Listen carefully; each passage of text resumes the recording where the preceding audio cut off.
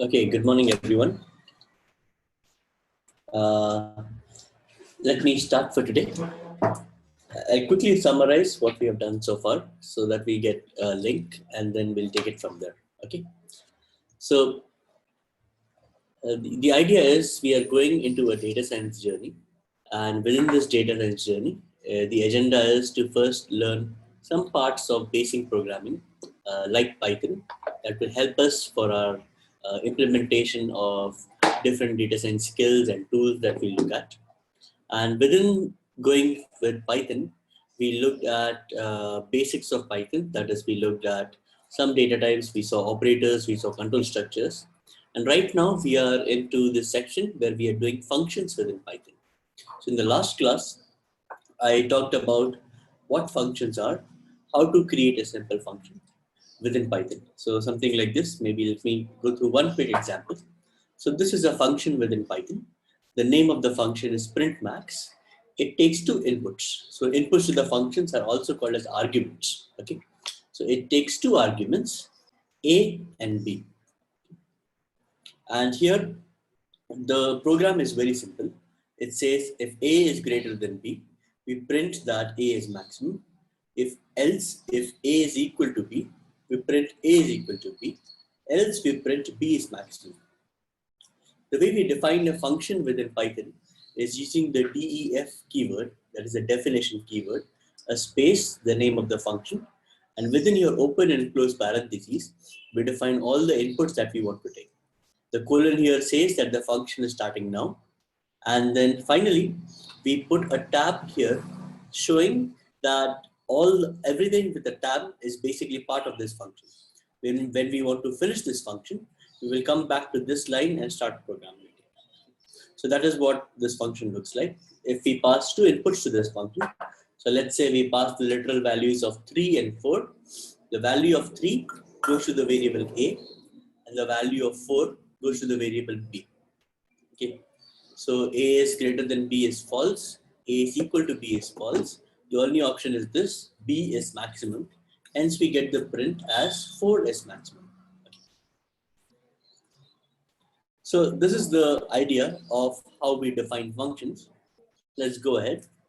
And I had also started talking about the different types of arguments that we look at. So there are 4 different things that we'll be seeing here. Required arguments, keyword arguments, default arguments, and variable length arguments. And within this journey, we have already seen what required arguments are. Required arguments are basically while defining the function as many number of arguments we put and the order we put them in, the same order is expected while calling the function. So for example here, when we create a function f1 with one input x, we expect that whenever we will call this function, so let's say here f1 is being used, f1 is being called, we'll be putting one input as well. In the second example here, we are creating f2 with two inputs, and we expect that when we call f2, we should also put two inputs here. But in our case, we are putting just one value, okay, which basically says that there's something is missing, and the program will throw an error, which is exactly what happens. We get a type error saying that f2 is missing one required positional argument y.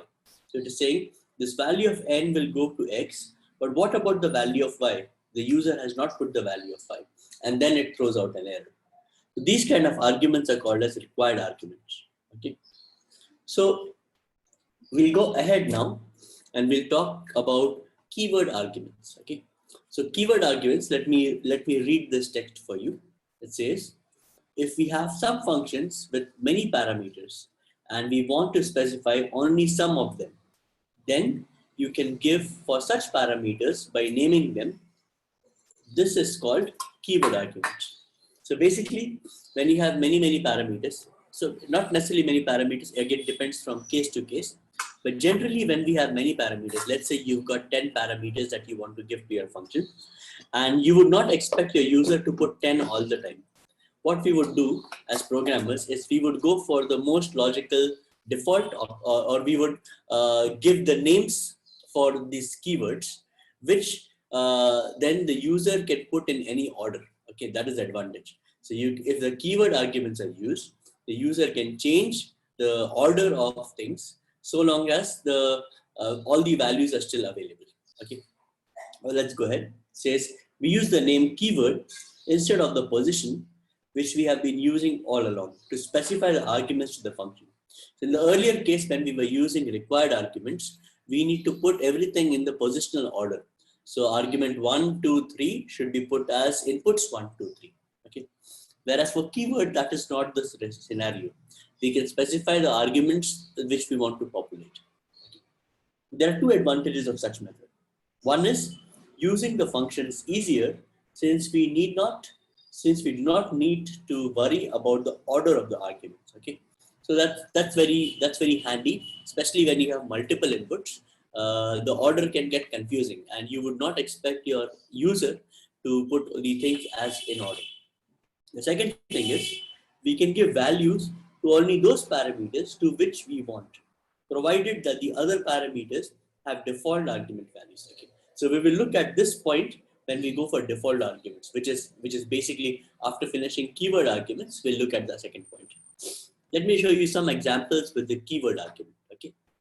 So here I have a function called as add, which takes two inputs x and y. Within the variable, within the function, it creates a new variable s, whose value is calculated as x plus y. And finally, it prints all the three statements, giving the value of x, the value of y, and the value of sum. Okay. So an example of this is this. So we put two inputs, 100 and 200. The variable 100, the value 100 goes to input x. The value 200 goes to input y. And you see the value, we see the three printouts as expected. That is, x is 100, y is 200, and sum is 300. So far, this is exactly as the previous example. Nothing has changed. Okay.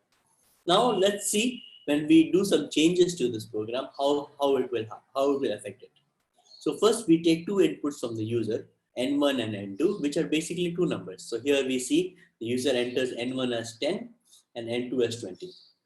Now, we call this function three times with different approaches.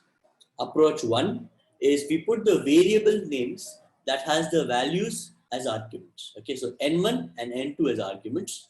So as expected, n1 will go to the variable x, n2 will go to the variable y. So you get 10, 20, and 30. Now, in the second case, we are writing x is equal to n1, y is equal to n2. So we know what are the input names for these functions. Okay, for the function add, we understand that there are two inputs, x and y, and we specify here which value should go to which one. Okay, so we specify here that x should get the value n1 and y should get the value n2. Okay, so we are more clear. So this program would also do the same thing, but now here the assignment to x or y depended upon the order. Whereas in this case, the order does not really matter. What we specify x should get and what we specify y should get is the key point here. Okay, so we write x value is 10. So since n1 is 10, we get x value is 10, and since n2 is 20, we get y value is 20, and their sum is basically the addition, which is 10 plus 20 equal to 30. This is basically the key example which shows you the importance of keyword arguments, which is we first define the value of y with n1, and then we define the value of x as n2. So what happens is the variable n2, which is 20, value 20 goes to x. Hence we get the statement x value is 20. And the variable n1, whose value is 10, goes to the variable y, from which we get y value is 10. And then we get the sum is 30. I hope you have understood this. Let me go ahead and talk about default arguments now. Okay. So default argument values are basically when for some functions we may want to use. So maybe even before starting, the word default here can get us an idea. Default basically means that when we don't specify what should be the normal behavior of something. Okay, when we don't specify something, what is the default behavior of something? And that is what we understand by default.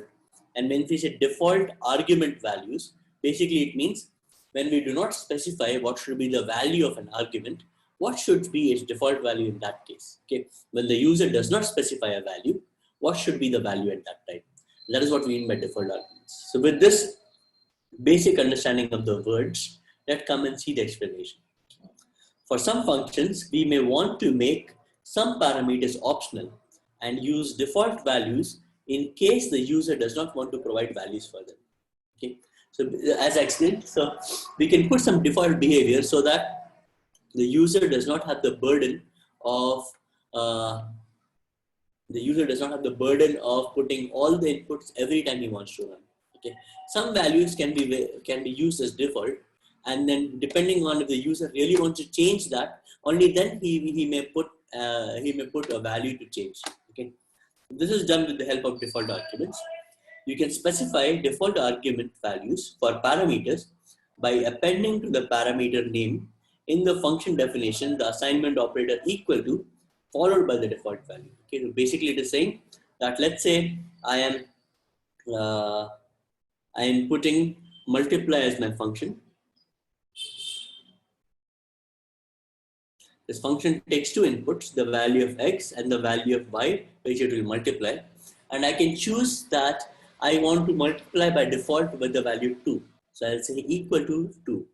So now when the user is using, the user can use this program in multiple ways. One, the user can put something called as multiply, and he can give two inputs, 2 and 3. So here I would expect that this program would give me the answer as 6, which is multiplication of 2 and 3. Okay, but let's say the user puts something like this, multiply 5. Can you tell me what answer do we expect out of this?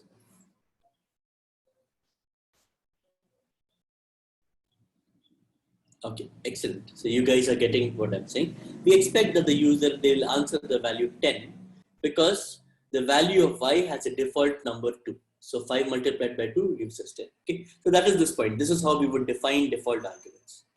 Note that the default argument value should be a constant. Okay, so one thing to note is this value should be a constant. I cannot put this value as another variable like this. I cannot use something like my default value is t, and t I defined elsewhere. So this may not work out. What Python suggests is the default value should be a constant value.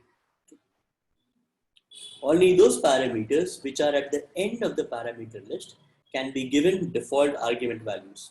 You cannot have a parameter with a default argument value preceding the parameter without a default argument value in the parameters list.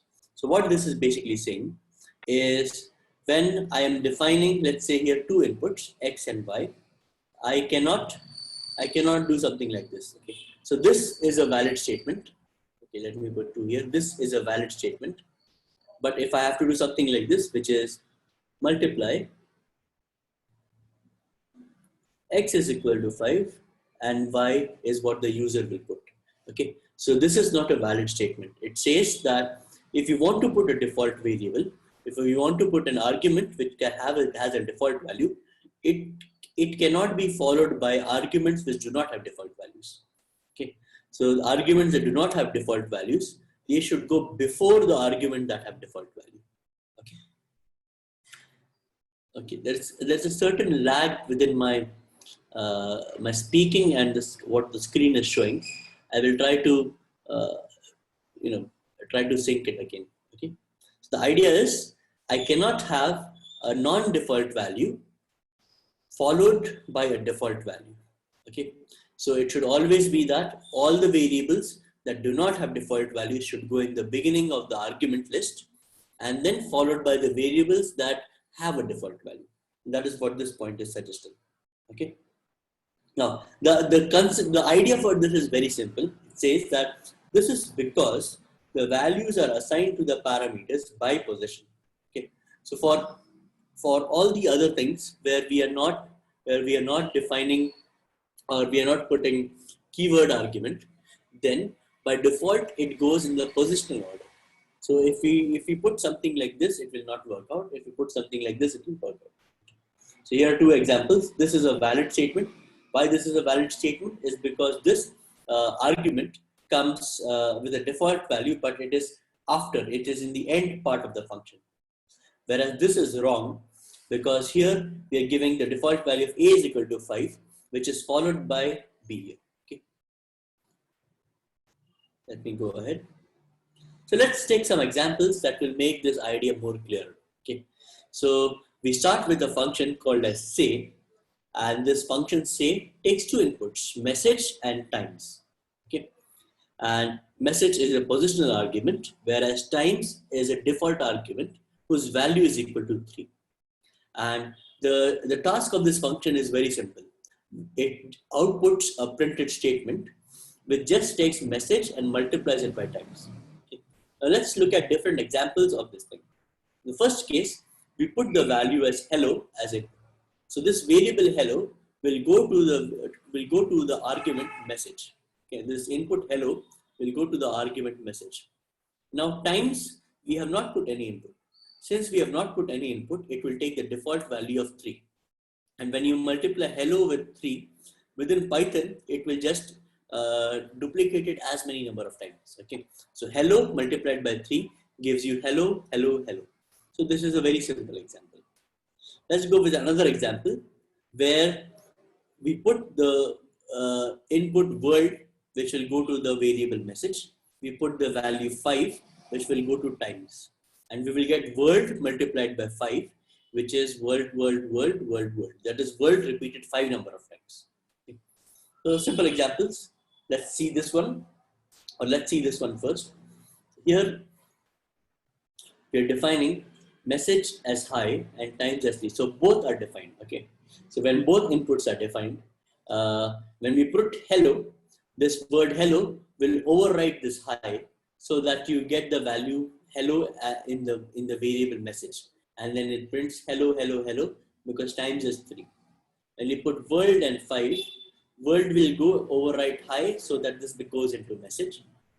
5 will go overwrite times so that it will overwrite 3 so that it will go to times. And when you write world into 5, you get your world 5 number of times. Finally, when you don't put any inputs, say 1 and nothing, then message will take a default value of high, whereas times will take a default value of 3, and you'll get high, high, high, okay, which is high repeated 3 number of times. So now we can also use keywords and default arguments in both ways. Okay, so how does that look like? So let's look at this function. This is the previous function that we saw, but we have added one more part. That is, we have added a default value. So x will have a default value of 20, y will have a default value of 30. Inside the function, we will evaluate the sum and will print the 3 values, the value of x, the value of y, and the value of sum. We take 2 inputs from the user, n1 and n2. n1 has the value 10, n2 has the value 20. Now let's look at what things will happen. Okay, so when we put x is equal to n1, then the n1 has variable value 10. This value 10 will overwrite this 20 so that x will become 10. Okay. Now when we print x, it gives us 10. When we print y, it takes the previous default value of 30, and their summation is 10 plus 30, which is 40. In the second example, we are just updating the value of y with n1. Okay. So when we update the value of y with n1, n1 has the value of 10. But since we are not telling anything about x, x takes the initial default value of 20. That is why we get the value, x value is 20, y value is n1, which is 10, and 20 plus 10 gives us 30. We can also add both inputs together, n1 and n2. Okay. In this case, these inputs are called positional arguments, or let me see what the name was. Required arguments. Okay, so these are called as positional arguments. Positional arguments are required arguments. But by the way, here required arguments will not be called required, because as such the values already have the variables already have some default value. Okay. But these can be positional arguments. That is, the order matters. So when we don't write the keyword x is equal to something or y is equal to something, then the order in which we parse the inputs are important. In the first case, when we put the variable n1 and n2, n1 goes to the variable x, whereas n2 will go to the variable y. That is why we get the answer x value is 10, y value is 20, and sum is 30. Okay. When we don't put any inputs, that is, we are not defining x, we are not defining y, still the program will work out and give us no errors. Why? Because x will take the default value of 20 and y will take 30. That is why we get here 20, 30, and 50. And finally, when you just put one input, add 23, this value of 23 will go to the first variable x. That is, you will get x is equal to 23, y will take its previous value of 30, which gives us y is 30, and sum is equal to 53. Okay. So now we have seen several examples of using keyword and default and both. Okay.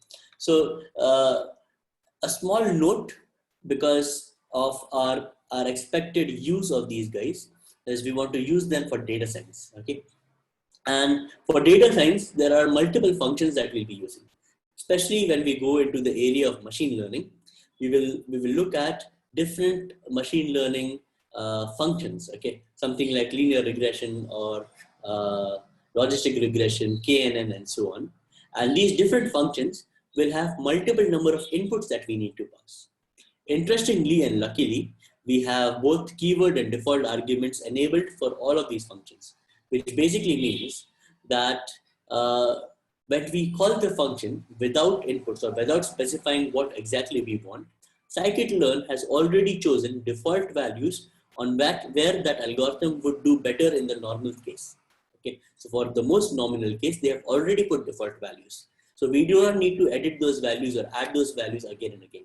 All we need to do is, if you want to change a value, then we will write the name of the variable argument whose value we want to change. So we will be using keyword, and then we'll overwriting its default value by putting a number there. Okay. So this is just a side note. Maybe at this point, this example is too complex. You may not understand this, but just have some patience. Bear with me. When we go to later classes and when we see data science examples, this idea of keyword and default arguments, both of them will make a lot of sense then. Okay, so let's wait till then. In the meantime, let me go ahead and we'll talk about a very interesting case called as variable arguments parameter. Okay, so var args or variable arguments basically means that, okay, let me read this material. So sometimes we might want to define a function that can take any number of parameters. That is variable number of arguments, and this can be achieved by using these stars. So basically, in the beginning of the program, we have not put everything. We have not put that how many inputs we'll be taking and how many inputs we'll be considering as valid. Okay. So here what happens is we leave some amount of flexibility with the user. That is, when the user enters more or less number of inputs, then we will handle that within the function. Okay, we don't want Python to throw out an error, and we want to keep the program very generic in nature. Okay, and there are many advantages to this, and especially to this part. And when we come to something called as matplotlib, when we look at some data science packages, I have an interesting example that shows the use of these keyword kind of arguments. Okay, so here basically, when we want to define variable argument as parameters, we will put asterisks in front of them. Okay, so an asterisk is something like this. So it's like a star, and we will use these asterisks, or we will use these stars to help with our purpose. Okay, so when we look at this function, we see that this function name is total. It has three inputs or three kinds of inputs. The first input we call it initial. Second input we call it numbers. You see numbers is something different because it starts with a star. The third kind of input is keywords, and we see keywords is again something different because it starts with 2 stars. Okay, so all three are different examples of different things. Let's look at what they are. Okay, for the first part, we are very clear what this is. So initial is the name of the argument. Equal to 5 suggests that it will have a default value of 5 when the user does not put its value. Okay, but what about numbers and keywords? So when we declare a start parameter such as numbers, then all the positional arguments from that point till the end are collected as tuples in numbers. Okay, basically, when we give multiple inputs to this function, first input will definitely go to initial, but after that, as many inputs that we give till the end of the file, if those are positional in nature, that is, if those are having just numbers or just values in nature, all of them will come into keyword, and all of them will come into numbers as a tuple. Okay, the numbers will become a tuple, which will have all of the positional inputs that we pass. Similarly, when we declare a double start parameter like keywords, when we declare something like this, then all the keyword arguments from that point till the end are collected as dictionary called keywords. So keyword arguments are when we specify what is the value that we are putting. Okay, so when we specify something like this, print is equal to true. Okay. And let's say this this input, since we have not defined it earlier, our program, our function does not understand that there's a keyword input called as print. So all such kinds of inputs will go into the variable keywords. Okay. So let me show you some examples which will make some ideas clear. Okay. So let's look at this case where we are defining a function called as total, and this total function takes three inputs: initial, whose default value is 5, numbers, and keywords. And within this program, these are the things that we'll be doing. Okay. The first thing we'll be doing is we'll define or we'll initialize a variable called as count, and this count will take the value of initial. Okay. So count starts with the value initial. When the user does not put anything, it starts with the value of 5. When the user does put something, it will take that value as count. Then we print two statements. First, we print what is initial is equal to count. Then we print numbers is equal to numbers. That is whatever input that comes here, we'll print that as it is. So this will be printed as a tuple. Now, since this is a tuple, what we want to do is we will take all the elements of that tuple and run a for loop through that tuple, so that we can increment this value of n, or we can add this value of n into the count variable. Okay. So your count will go, so let's say your numbers has the value something like this: 1, 2, 3, and your initial value of count is 5. So you'll have 5 plus 1, which will make it 6. Then you will have 6 plus 2, which will make it 8. And then finally you'll have 8 plus 3, which will make it 11. So your count after this for loop, this count, before this for loop, the count started with the value of 5. And after this for loop, count ends with the value of 11. Okay. Yeah. Then we print keywords as keywords. So this input keywords is what we will get printed here. Okay.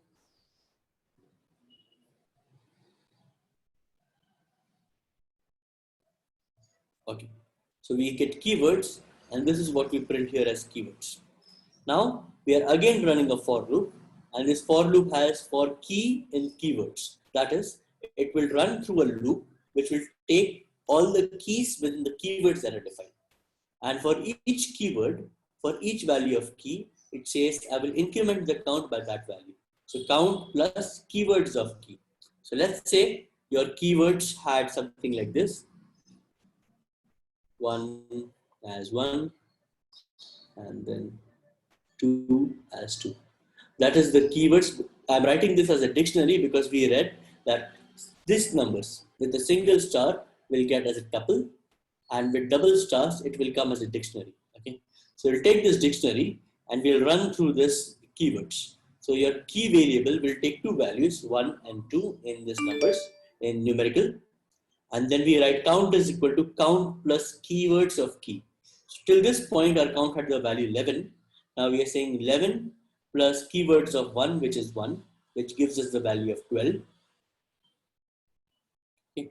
And then we go with 12 plus keywords 2, which is 2 here, that gives us the value as 14. Okay. So those are the value of 14 that we'll end up with, and then we write the variable as count. Okay. So let me show you one example of this, and pay attention because after this point I will ask you some questions. Okay. So here in this case, we put these inputs: 10. So this value of 10, since it is the first value, will go to the initial variable. Okay. Then we write 21, 32, and 3. This will go as a tuple to numbers. And then we write vegetables is equal to 50 and fruits is equal to 100. This will go as a dictionary to keywords. Okay. So what is the thing that will happen? We will first print initial value, and since we have updated the initial value from its default value of 5 to its new value as input as 10, we print that initial is 10. Then we print numbers. So numbers will be a tuple which will take all the positional arguments after this point. After this point, there are three positional arguments, 21, 32, and 3. This will go to this variable as a tuple, 21, 32, and 3. Following that, we have two keyword arguments. So keyword arguments are, you have a key and you have a value. So we're writing vegetables is equal to 50, fruits is equal to 100. Now bear in mind that in this case, in the first, when we are defining the function, we had not defined vegetables and fruits. Whereas we have left a star star asterisk asterisk keywords part, which basically allows it to accept any these kinds of inputs as well. Otherwise, a program would have thrown you an error. But since this keywords was defined, we defined vegetables as 50 and fruits as 100. And that is what we see here. Keywords becomes a dictionary with two elements. The first element says that vegetables is equal to 50. The second element says that fruits is equal to 100. Okay. And finally, we have the count, which is the addition of all of these guys. Okay. So 10 plus 21 plus 32 plus 3 plus 50 plus 100 gives us 216. Okay. So I hope you understood this. Let me now. Okay. Can I not hide this?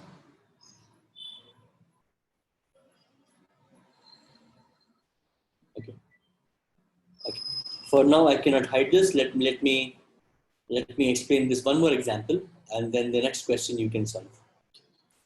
In this example, the first value will go to initial, which is the value of 5 will go to initial. Following that, all the numbers will go to the numbers. So we have 1, 12, 3, 54, 5.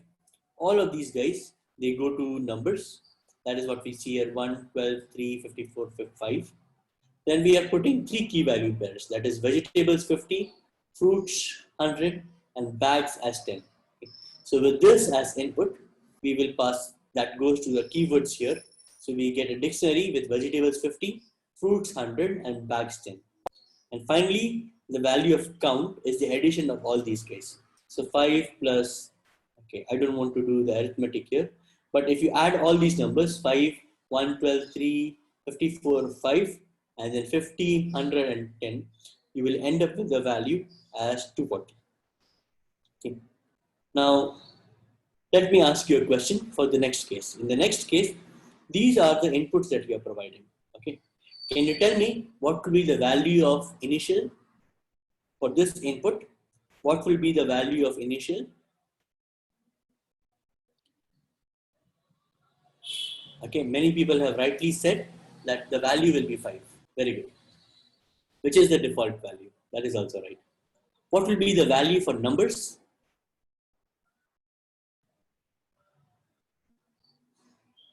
Okay, what will be the value for numbers?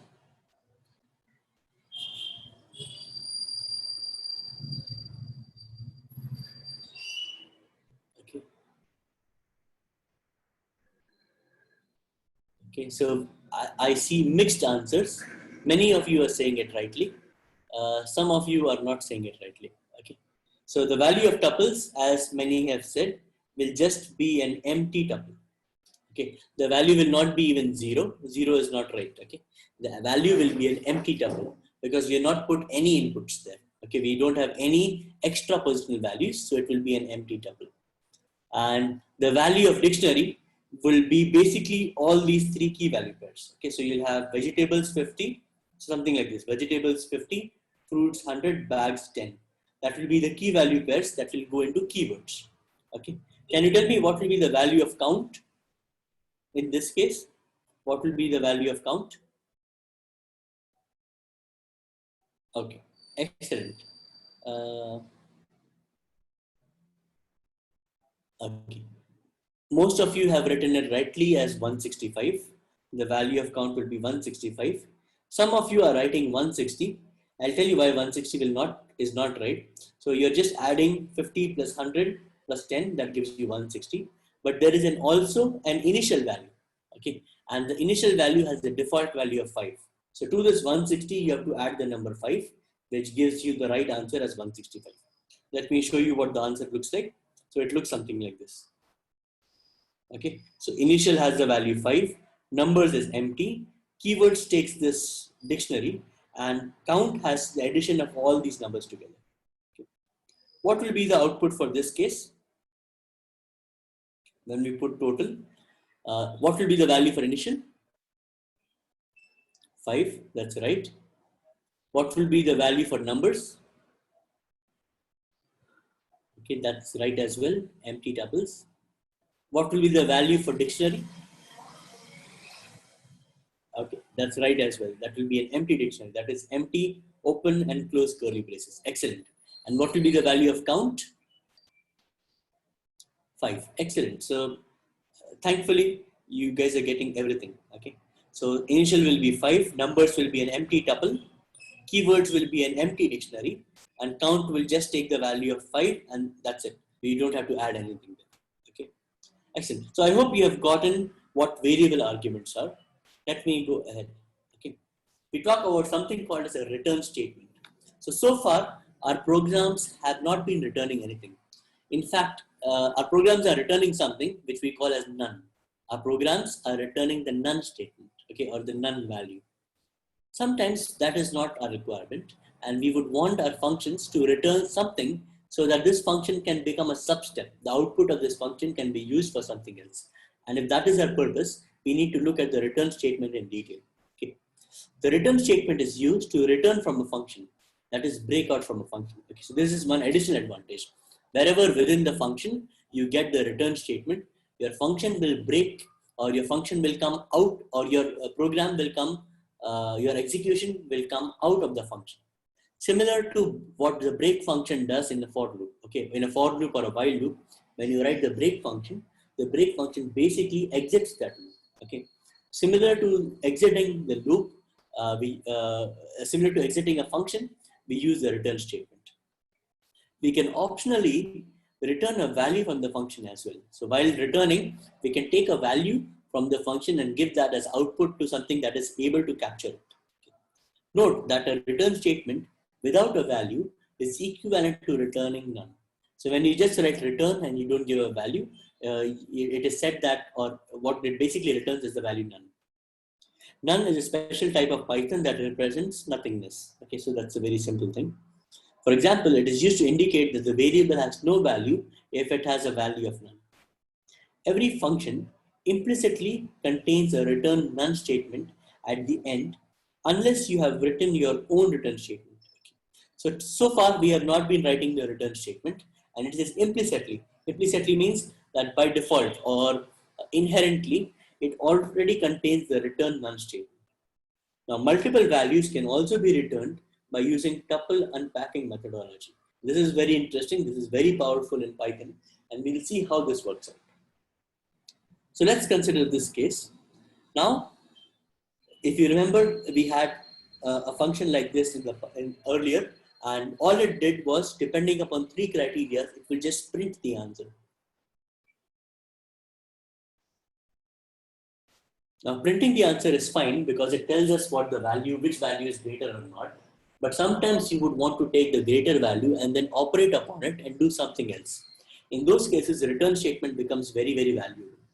Here we are writing, we are taking 2 inputs x and y, and we are saying if x is greater than y, we will return the value of x. If x is equal to y, we'll return the value as the numbers are equal. And when both these cases are not true, the only condition that happens is where y is greater than x. In that situation, we'll return y. Okay. That is the idea. Here to this function, we write c is equal to maximum of 2, 3. Okay. And we print the value of c and we print the type of c. So when we print the value of c, we see the value is 3. Okay, why? Because x will take the value 2, the value 3 will go to y, and condition 1 is false, condition 2 is false, condition 3 is right, because it returns the value of 3.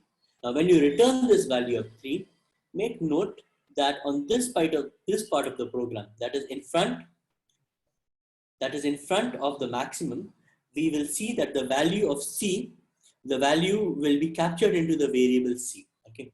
In our case, the value 3 will be returned and the value 3 will be captured by the variable C. Okay. That is why we print C. You can see the value as 3, and you can say print type of C. You can also see that it is an integer. Okay. Let's look at another example. Okay, let me,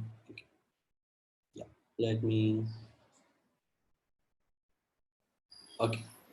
So let's say this is our example. Okay, we are writing a variable, we are writing a function called as add. Okay, we are writing a function called as add, and here it will take two inputs, x and y. Inside this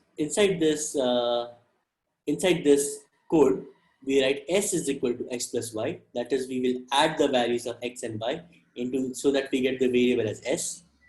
And we'll do two more things. We will increment the value of x by 1 and we'll increment the value of y by 1. Increment the value means take its value and add 1 to it. Okay, very simple. And we'll return three items. We'll return s, x, and y as a tuple. Okay, so if you remember our class from tuple and packing, if I have something like this, I can say I1, I2, I3 is equal to 1, 5, and 7. What I'm doing is, on the right hand side, I have a tuple with three values, 1, 5, and 7. On the left hand side, I have three variables.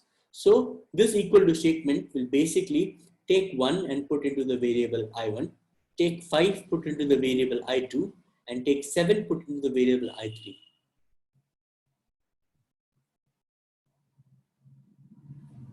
Okay, so someone is asking the question, what is the difference between keyword and argument?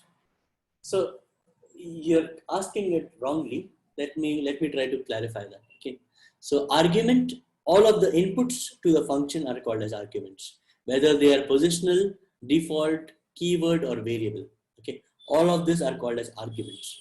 A keyword argument is a special type of argument where we are writing the name here, let's say x. When we are calling the function, you will write x is equal to 5 or add x is equal to 5. In that case, you're using this argument as a keyword argument. Okay, that is, you're providing the keyword. I hope that helps you. So this is the function definition add for x, y, and s, and it returns the value of s, x, and y.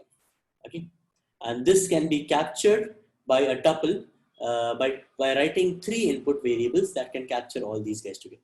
Okay, let's go further. Here we are taking two inputs from the user, one as N1, one as N2, and we are printing the two inputs pushed by the user. So let's say the user puts N1 as 10, N2 as 20, so we can see N1 and N2 are 10 and 20.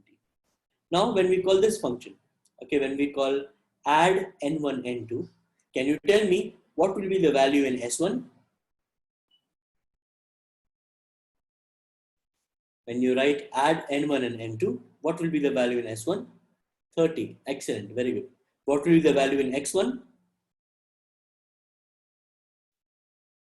Okay. 11 is right. One person has written 31. 31 is not right. 11 is the right answer. And what will be the value in Y1? 21. Excellent. So you've got this right. Okay. So S is 30, X1 is 11, and Y is 21. Okay. So that is what we get here. So this is what we are expecting. Okay. Let's go ahead. Okay. Now there are three interesting things within functions. Three interesting, I would say, small ways or shorter ways of writing function within Python. Okay. They're called as lambda, map, and filter functions. Okay. The lambda operator or the lambda function is usually used for creating small, one-time, and anonymous functions objects in Python. Okay, so remember this: small, one-time, and anonymous function objects in Python. The way we write the lambda function is like this: we'll write lambda, then we'll write the list of arguments that we have, we'll write a colon, and we'll write the expression that we want. Okay. Now, lambda operator can have any number of arguments, but it can have only one expression in it. Okay, it cannot contain any statements, and it returns a function object which can be assigned to any variable. Okay. So you can have many arguments, but only one expression. Okay, not more than one. And what it returns is, it returns an anonymous function object that can be captured into a variable, and you can use that variable. Let us see some example of this. Okay. So here we have an example of a function called as add that takes two inputs, x and y, and it simply returns x plus 5. So it's very simple. We expect what it will do. We put the values 2 and 3, and when we print it, it returns to us 2 plus 3, which is 5. Now the same thing, when you want to do it using a lambda function, it will look like this. We write the keyword lambda. We write the list of arguments. So here we have two arguments, x and y. So you write x, comma y. These are two arguments. Then after a colon, you write the expression that you want to return. So here we want to return the expression x plus y. Okay. And this goes into the variable called as add. When you see what is this add, when you look at the type of this add, you can see that this is a function. So lambda object basically created an anonymous function, which we captured into the variable add, which becomes a function object. Now this function object, when you type its, when you print its type, you can say that class is function. Okay. Now you can use it similar to as we had used it earlier. When you write add 2 comma 3, you can see the value is 5. Okay. So very simple example. Let's go ahead and look at the multiply function. Sorry, the map function and what the map function is doing. So basically the map function takes inputs like this. The first input to the map function is always a function object. Followed by that input can be different iterables. Iterables are something that can be a list, it can be a tuple. It is something that has multiple values inside. Okay. And what the map function will do is it will take this function object and execute it, implement it for all the iterables inside that we have mentioned. Okay. Let's look at an example. Here we are defining a very simple function called as multiply 2, which can take multiply 2 as x. Okay. Basically, it returns x multiplied by 2. Now, when we write multiply 2 and we pass it the input 2, it will return to us the result, which is basically 2 multiplied by 2, which is 4. Now, how do we use the map function? In this case, we are using the map function. So what does the map function want? The first input should be a function object. So we write multiply 2, which is the function object. The second input is the iterable on which we want to apply.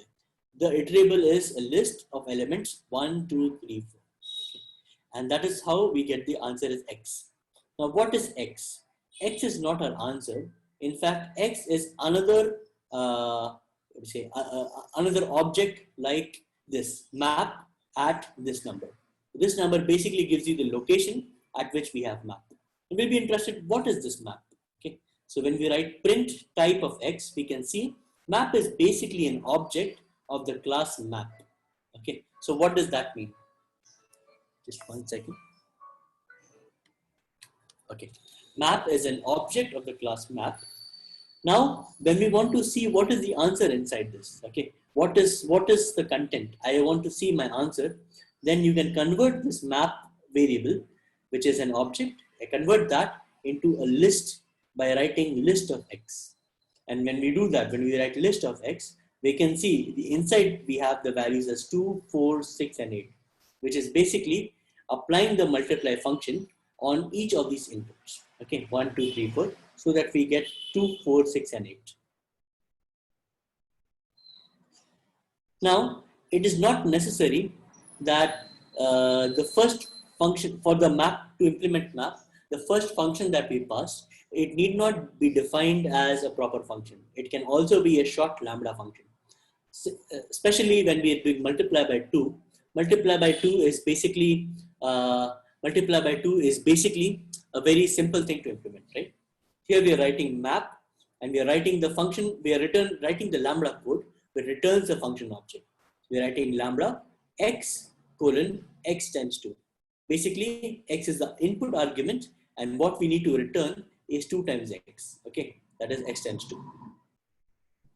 Okay, so this is the function object and the iterable is 1, 2, 3, 4. When we get the answer into x and we write list of x, we can see we get the same answer as before. Someone has given the question, is it map value always change? You'll have to define your question a little bit more. I did not understand the question. Let me go here and show you an example of map when we have two iterables. Okay, so here we have two iterables, list1 and list2. Our map function, our function object lambda, takes two inputs, x and y, and it returns one answer, which is x plus y. Okay, so this lambda function is basically like our add function, taking two inputs, x plus y, it returns x plus y. And then we have list1 and list2 as iterables over which we are running. Okay, so this list1 and list2 iterables, each value of this iterable will be passed to the inputs. So the values of list1 will go to the variable x, the values of list2 will go to the variable y. So you have 1, 2 and 3 going to x, and then 10, 20 and 30 going to y, so that we are able to get 1 plus 10 as 11, 2 plus 20 as 22, and 3 plus 30 as 33. Okay, so we have 11, 22 and 33. Okay. For this example, can you tell me what will be the answer of list 1 plus list 2?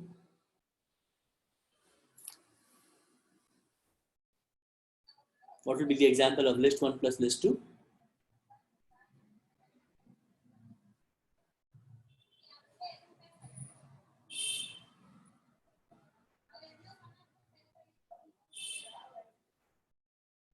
Okay. Okay. Yes. So many people are writing the answer. That's right. You will get 1, 2, 3, 10, 20, 30. Okay. So that is what lists do when you add them. You get concatenation or you get joining. Interestingly, sometimes we may be interested in getting the addition. Okay, I want the first element of list to be added with the first element of list, the second list. In that case, we can use something like this. Okay, we are using a map function which takes the function object lambda, which is an addition function. So it takes x plus xy, lambda x plus y, and then we can add list 1 and list 2. Okay, so this is one way where we can get the addition of individual elements. A better way is when we come to this package called as Numpy, which is basically, as soon as we finish our functions and modules, we'll move towards data science packages. Numpy will be the first package that we'll explore, which will make this task much simpler. Okay. We can also iterate over a dictionary using map and lambda. Let me show you an example of that. We are creating list A, which is basically a list of dictionaries, and the first dictionary has the key value as name Python and key value as points 10. Similarly, the next dictionary has name and Java, points as 8. Okay. So can subtraction is possible? Yes, subtraction is also possible. Basically, you can write any function that you want here, which will work on these iterables. So you can do subtraction, multiplication, power, whatever. Okay, it does not make a difference. You just need to define the input function here, and it can work whatever as we want. So this is basically a list of dictionaries. When we print list of A, we can see this answer up here. Okay. Now we are doing, let me try to hide the answer and then ask you a question. Anyways, you've seen this one. Let me ask you the other place. In this case, we are writing a lambda function which takes x as input and returns x of name as output. Okay, x as input and x of name as output. And we want to apply this function over list A. Okay, so when we do that, we can see that the dictionary X is basically, let me write it here. It is, there are two lists. The first dictionary is having name as Python, and I think points as value 10 and 8. Okay, points as 10. And the second dictionary is having name as Java and points as 8. Okay. So when we write here, when we say list of, so we are going for a map object. The map object takes the function object and then the iterable it will operate on. So here it returns to us, when we pass these two items to this list, we get, so this is also part of a list. Let me put that here. We get the name part being returned, okay, Python and Java being returned. Let me ask you, what will be the answer for this one? Okay, for the second, for this function here, list map lambda, and x is the input, x of points times 100 is the output, and it iterates over list. What will be the answer to this?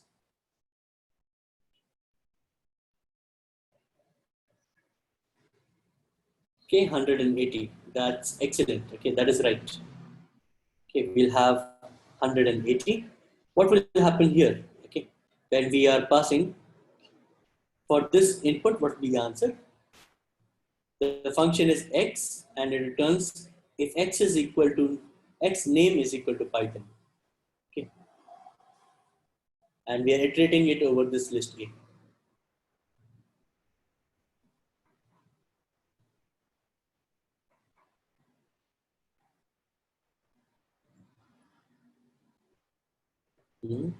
Okay, no.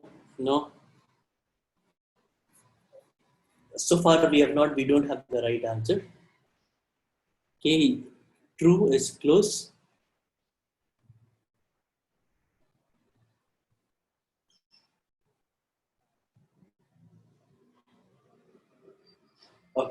Okay. Yes. So here, what we have is something like this. If x name is equal to Python, then we will return, x is the input and we'll return this value.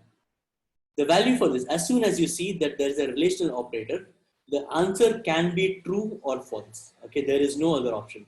You cannot have values. The answer can be true or false, and depending upon what are we putting here. So this list has two elements. The first element has the name Python. The second element has the name Java. So the first element, which has the name Python, will give us true. The second element, which has the name Java, will give us false. That is why it returns to us a list of two elements, true and false. Okay, so few of you got this right. Very good. Okay.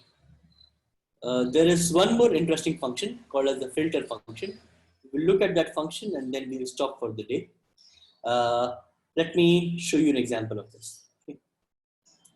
So here we have A as in a list which has the values 1, 2, 3, 4, 5, 6, and we are writing this part, which is basically the same thing that we saw earlier. It's a map function which tests for this condition. X is input, and it returns to us the answer to this. Since this is a relational operator, it will return to us answers of true and false. Okay. So since this will return to us true and false, what is the condition here? The condition is x modulus 2 equal to 0. So x modulus 2 will be equal to 0 only for even numbers. That is, if the number is divisible by 2, that its remainder will be 0, and then we can see here 0.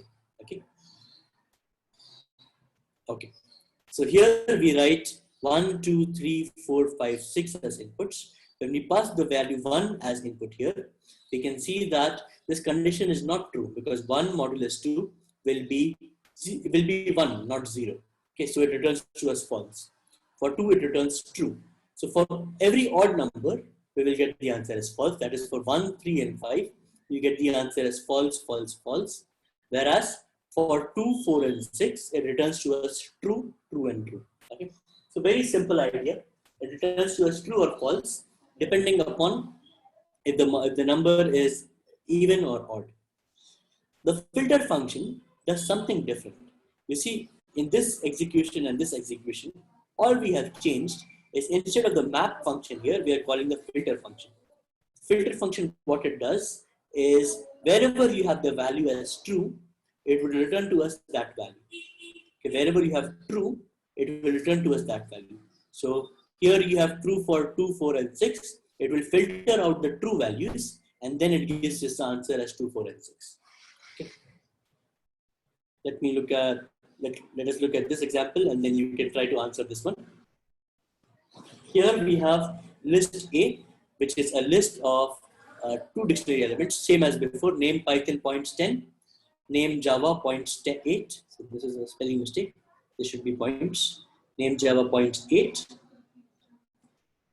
Okay.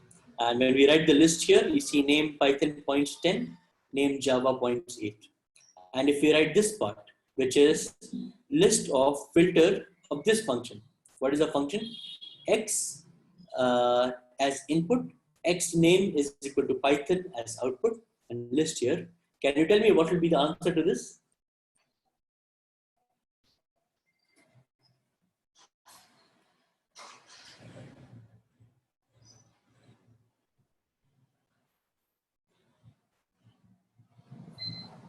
Okay, many people are writing Python. Okay, one answer I got, which is right, Python and 10. Okay. See, the answer will be this dictionary element, whose name is Python and points is 10. Why? Because the filter function returns to us the original input when the condition is true. Okay, just like here, it returns to us the original input of A when the condition is true. Similarly, it will return to us the original input list, in this case, the first dictionary element when the condition is true. And that is what we get here. Okay, so excellent. Many of you are getting it right. We'll stop for today. The next class will look at recursive functions, local variables, and global variables. Okay, and docstrings. So hopefully we'll be able to finish both functions and modules in the next class. Okay. Someone is asking, please explain Lambda. I had already explained, but since you're asking again and again, let me show you an example here. Okay. So Lambda function is basically where you write the keyword Lambda, you write the arguments. So arguments are basically the inputs to this function, and you write the expression is what you want to return. Okay. Let's say you want to write a Lambda function that simply multiplies by 2 every time. In that case, the Lambda function would look like this. You will write Lambda, X is my input, and I want to return the answer as X multiplied by 2. Okay. You can capture this Lambda variable into let's say something like this. So I write F1 is equal to this Lambda. Okay. So this is my equation. This is my small anonymous function, which I capture in F1. And then I can use this by writing F1 of, let's say I want to pass the input 5. I put F1 of 5. This will return to me an answer of 10. Okay. So that will be the way I can use Lambda function. Okay. Write the keyword Lambda, write the arguments that will be the input, and write the expression that you want to operate it upon. Okay. And then you give this output. Let's say you want to take 2 inputs and you want to work it out. You can write something like this. Let's say I want to write 2 inputs, to which I will say I want the answer as X raised to Y. X raised to the power of Y. I can write X comma Y. These are the 2 inputs that I want. I have colon. I have X star star Y, which is the power that it will return to me. And I can capture that into, let's say, P1. Now when we write P1 of 2 comma 3, it will return to us 2 raised to 3, okay, which is basically the value 8. Okay. I hope the Lambda function is clear now. Okay. So we'll stop for today. Nirja ma'am, I'm ending this. I'm exiting now. Is that okay? Okay, sir. Yes, sir. Okay. Thank you so much. See you guys tomorrow. Bye bye.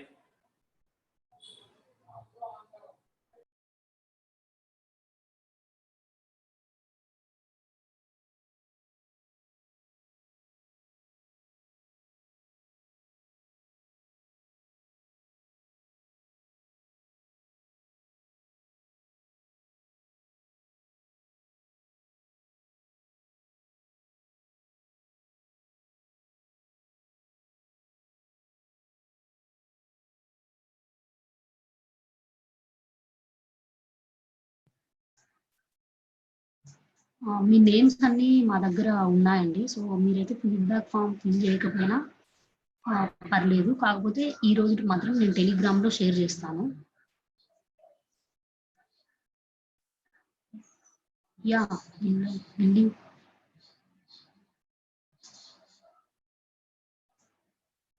Material syllabus నాకు రాంగానే మీకు share చేస్తా అండి. నాకు తెలుసు student situation ఎలా ఉంటుందని. కాకపోతే ఇంకా నాకే రిసీవ్ చేయలేదు ఇంకా.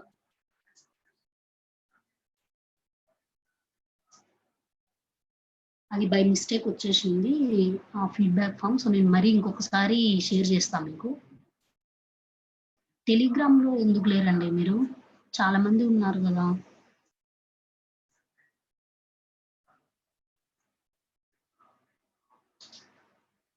న్యూ జాయిన్ ఆల్మోస్ట్ 1 వీక్ అయిందండి. ఇంకా న్యూ జాయిన్స్ అంటే మీకు ఎలా అర్థమవుతుంది class? That two recorded sessions కూడా ప్రొవైడ్ చేయట్లేదు.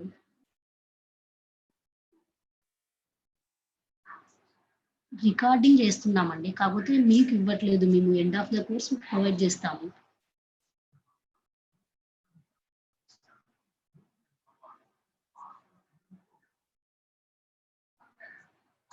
వాట్సాప్ అయితే క్రియేట్ చేయమండి. మాకున్న ఇన్స్ట్రక్షన్స్ ప్రకారం మేము టెలిగ్రామే ఫాలో అవ్వాలి. సో మేమైతే టెలిగ్రామే ఫాలో అవుతున్నాం. టెలిగ్రామ్ ఏమి ఇబ్బంది ఏం లేదు కదా. ఇప్పుడు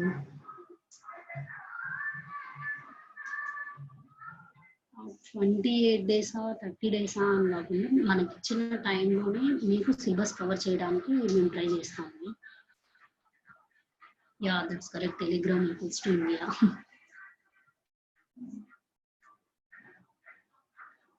టెంటేటివ్గా 26th ఇచ్చారండి మనకి లాస్ట్ డేట్.